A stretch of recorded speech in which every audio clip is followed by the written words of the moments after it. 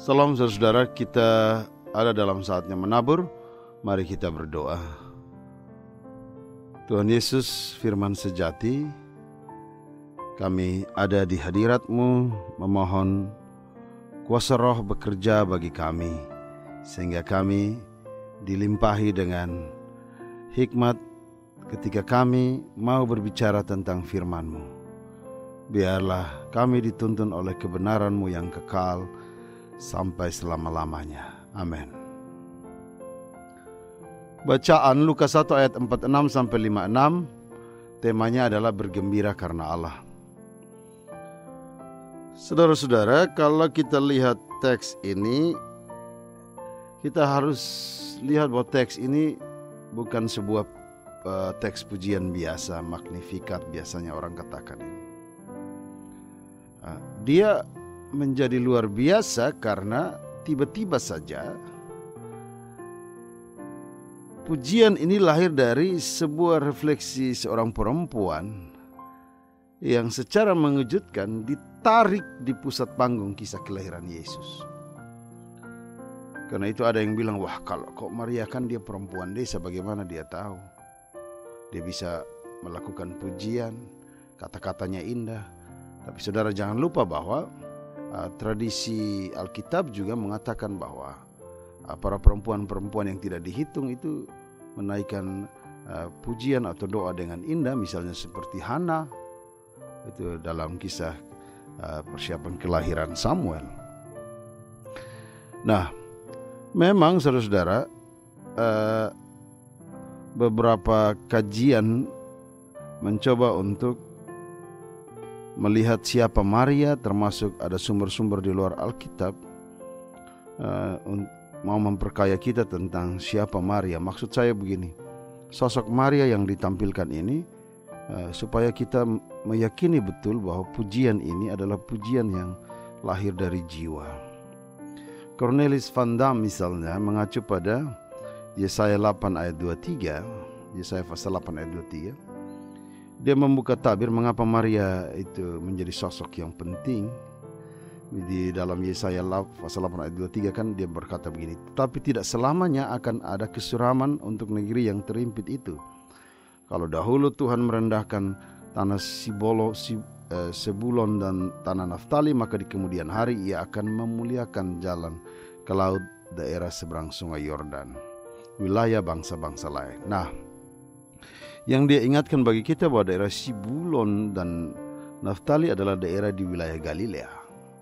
Menurut catatan sejarah, saudara-saudara, Galilea itu sebenarnya dia akses paling mudah.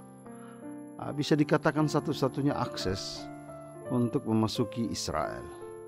Kita ingat misalnya waktu Yosua memimpin Israel, mereka masuk melalui sungai Yordan dan itu ada di wilayah Galilea.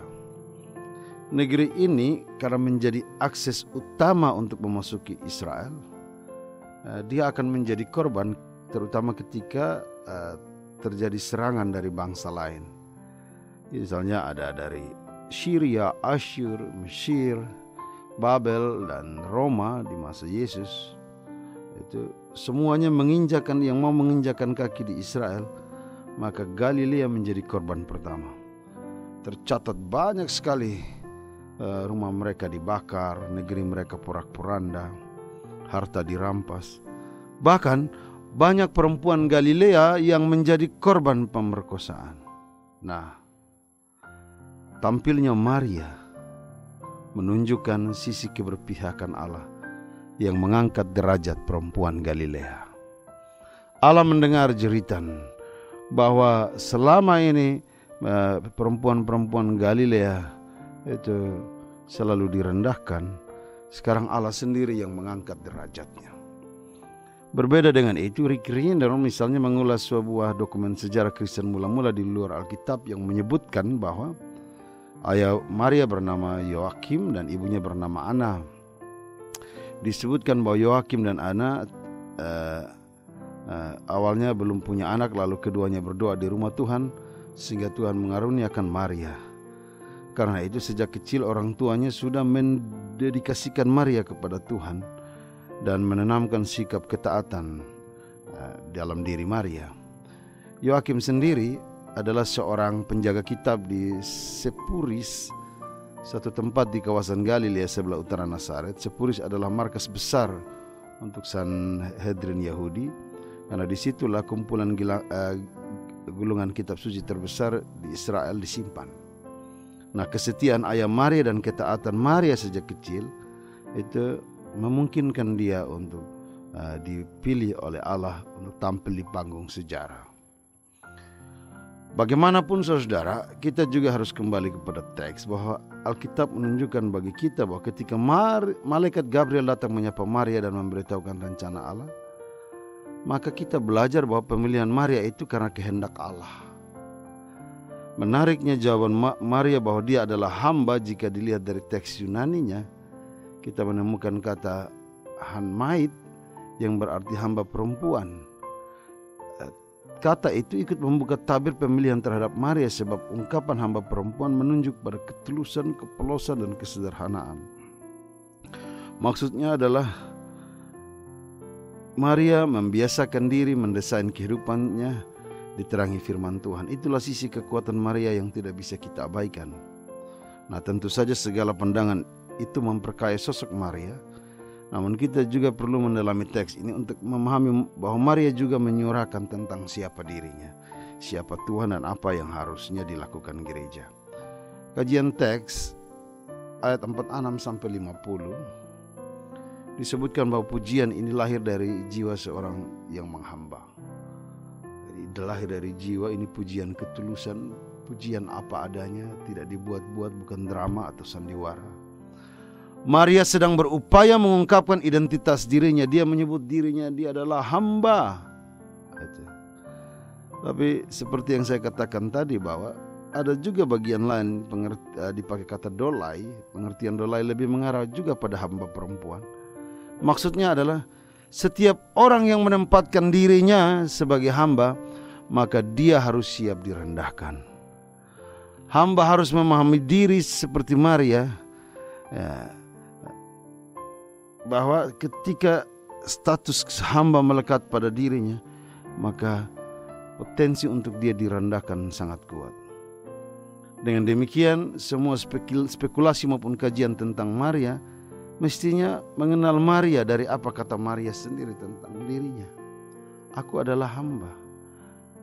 Nah, ketika dia menempatkan dirinya sebagai hamba, maka pada saat yang sama Maria menempatkan pada Allah pada posisi yang paling tertinggi, sumber berkat dan Allah yang melakukan perkara-perkara di luar nalar manusia.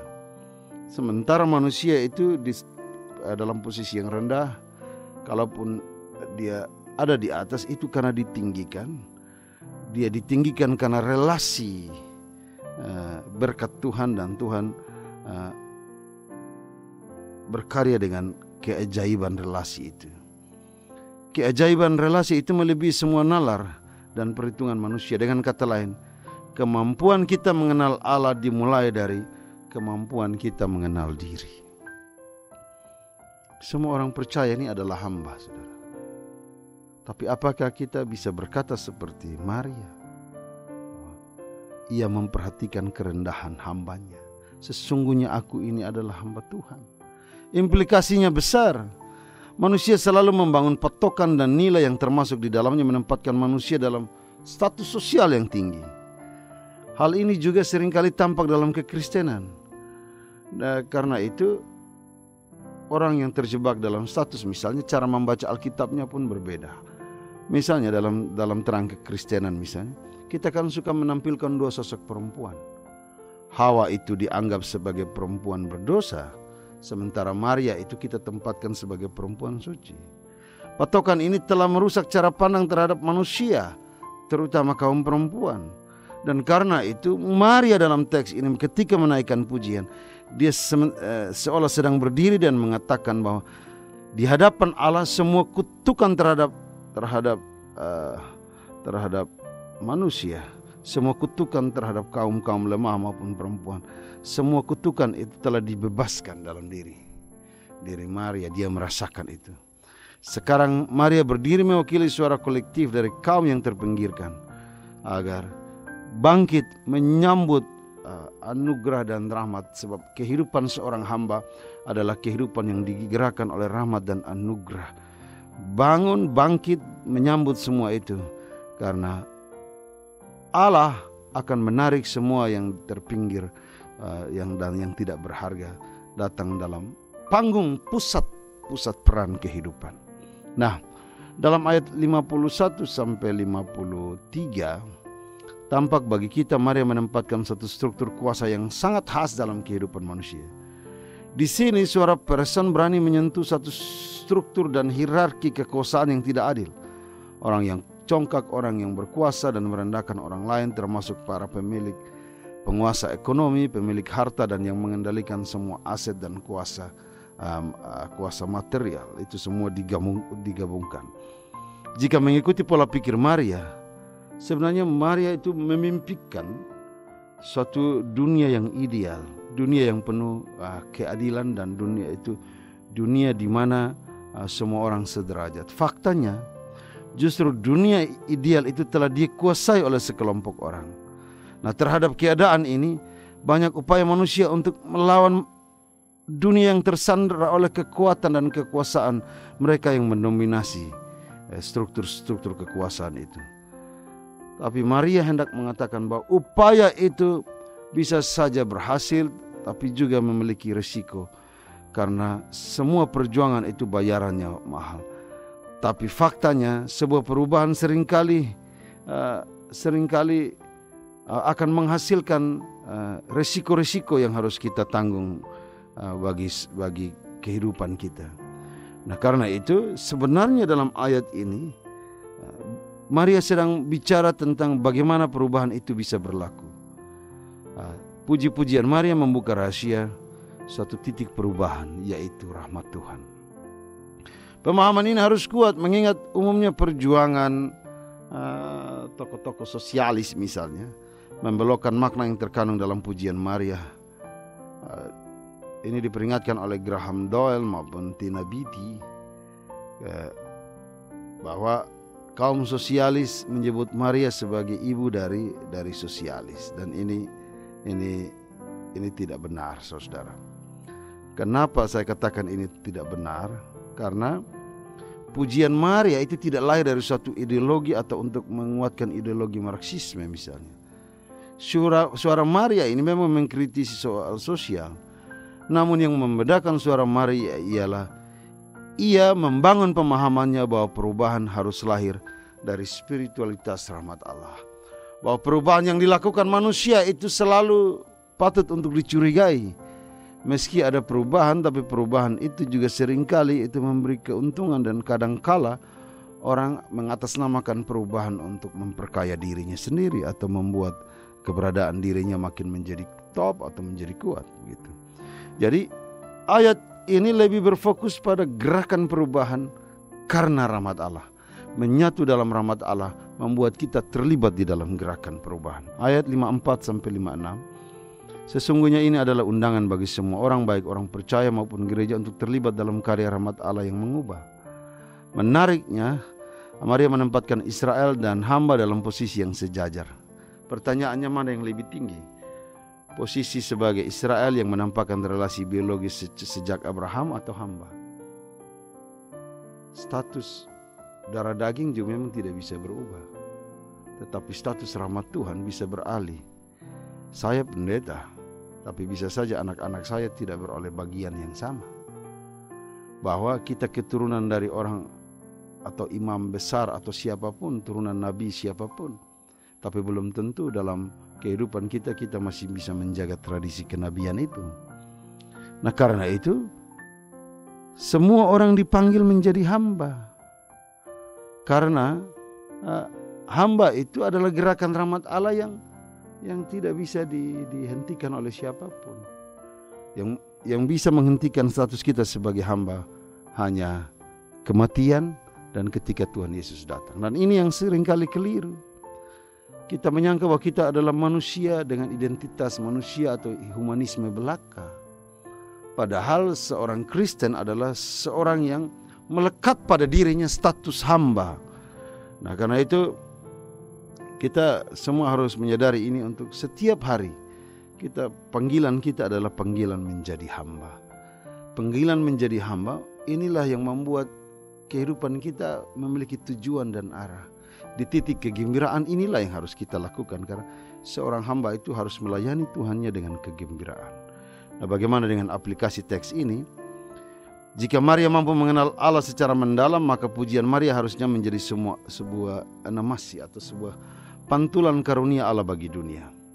Jika orang-orang besar, berkuasa, orang kaya, orang congkak, dan suka merendahkan orang lain, suka bermain di arus kenyamanan dan seringkali menarik gereja dalam posisi itu, maka sekarang baik gereja, orang percaya, kaum terpinggirkan, diundang untuk membawa pujian Maria bagi perubahan dunia.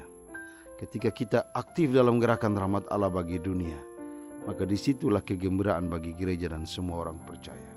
Dunia boleh membenci kita, tapi aktivitas rahmat Allah akan membuat sorga bersuka cita. Tuhan memberkati kita. Amin. Mari kita berdoa.